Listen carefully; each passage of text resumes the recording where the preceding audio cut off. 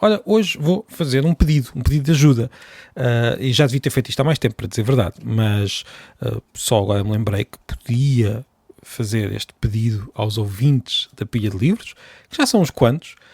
Eu agora, nas últimas 2 semanas, por vários motivos, não tenho registado de forma tão assídua os números da pilha de livros, mas estamos bem, pelo menos, vamos lá ver, pelo menos 500 pessoas ouvem este programa todos os dias, o que para mim é algo extraordinário, que não estava à espera que se mantivesse durante tanto tempo este número simpático de ouvintes diários.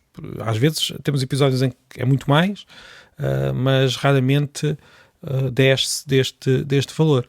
E fico contente, também sinto algum, como é que eu ia dizer, algum medo desta responsabilidade de ter de manter, não é ter de manter, é claro que eu posso, isto é porque eu gosto, mas de repente tenho estas pessoas a ouvir todos os dias e não posso simplesmente, olha, tchau, adeus.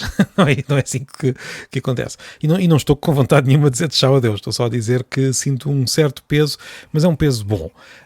E pronto, pensei, eu podia aproveitar para fazer um pedido para um artigo que estou a escrever, um artigo académico, mas para o público em geral, é um pouco estranho, mas depois é de explicar quando ele sair. Este artigo é para um livro, é um capítulo para um livro, sobre a visão que os portugueses têm das línguas de Espanha, que é um dos temas que eu gosto muito, como as pessoas que acompanham não só aqui este canal, como outras coisas que vou fazendo, sabem. Então, isto não é nenhum inquérito, isto é só um pedido, nem podia ser, seria muito pouco científico fazer um inquérito através de um podcast, através da voz, mas é um pedido de opiniões.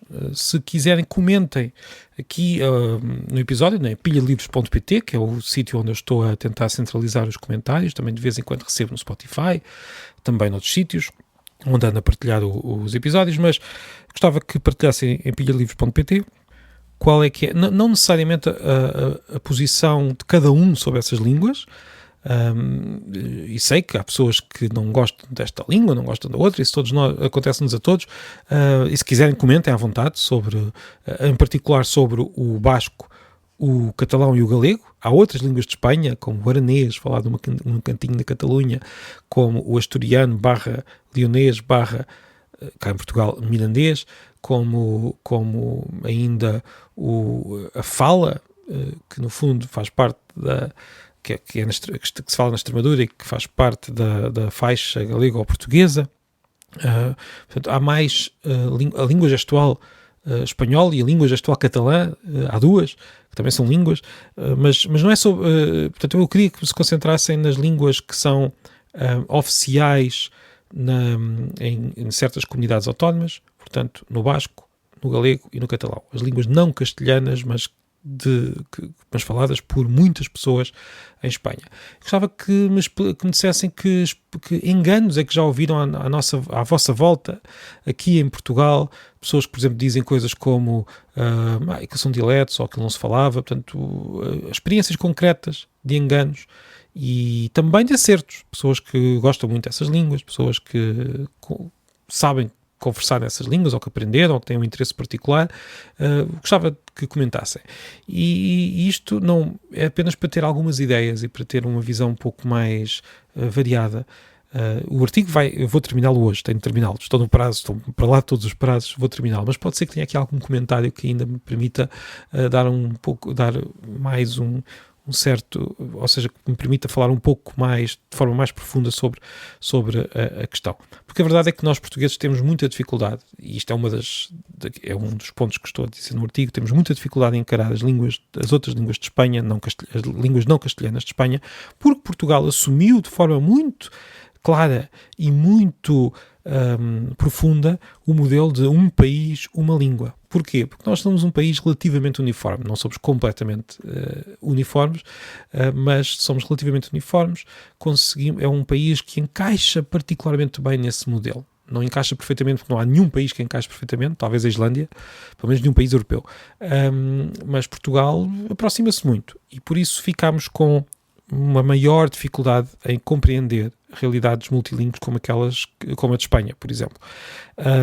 Além disso, a Espanha também, durante muitas décadas, as décadas do franquismo, transmitiu uma visão monolingue de si própria e depois mudou. Houve uma mudança que às vezes foi feita de forma hesitante, outras vezes de forma um pouco, digamos, um pouco contrariada, mas houve uma mudança. Tanto que hoje até podemos ouvir basco, galego e catalão no Parlamento espanhol, algo que seria impensável há uns anos. Mas esta mudança que sempre esteve nas notícias em Espanha, em Portugal não se fez. Ou seja, nós nunca tivemos um grande problema com estas línguas porque não são línguas do nosso Estado. Por isso, se em Espanha todos falavam destas mudanças, em Portugal não, e por isso a visão monolingue de Espanha manteve-se de forma muito forte durante muito tempo em Portugal, peço desculpa. Talvez durante o conflito relacionado com o referendo de Catalão em 2017, estas línguas, em particular o catalão, tenha saído muitas vezes nas notícias e também tenha criado umas reações contrariadas que não são assim tão normais em Portugal, como por exemplo lembro-me de ouvir Miguel Sousa Tavares a dizer que o catalão era uma língua de trapos.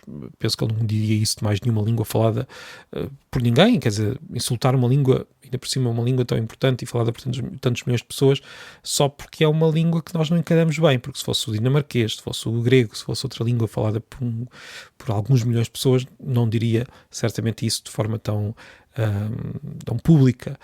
O que é curioso é que se nós ultrapassarmos essa barreira mental que nós temos com as línguas de Espanha, começamos a compreender melhor a própria história da nossa língua. Para começar por causa do galego, que é essencial para percebermos a história da nossa língua, mas também para percebermos como é que as línguas ibéricas se formaram e nós fazemos parte dessa história. Portanto, aqui fica o pedido, e hoje o episódio vai ser, eu estou um pouco cansado hoje porque tive uma sessão muito interessante e muito engraçada, interessante principalmente pelos participantes, não por mim que estava a organizá-la, mas uma sessão sobre língua portuguesa, uma sessão em linha, por Zoom, com um grupo muito simpático e muito interessado, em que estivemos a falar sobre língua portuguesa durante 1h30, e acabei por estar a falar muito, e por isso estou um pouco cansado. Portanto, hoje fico-me por este pedido. Fico-me, quer dizer que vamos por falar um pouco das línguas de Espanha, não é? Mas fico-me por esse pedido.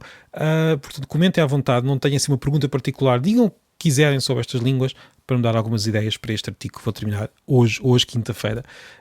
Entretanto, amanhã acabamos a semana e espero ter aqui uma pequena pilha de livros. Vamos fazer uma pequena pilha de livros. Eu tinha ainda aquela promessa de um audiolivro de há umas semanas, mas estou a adiar também por causa deste artigo que eu tenho de escrever e que tenho mesmo de entregar.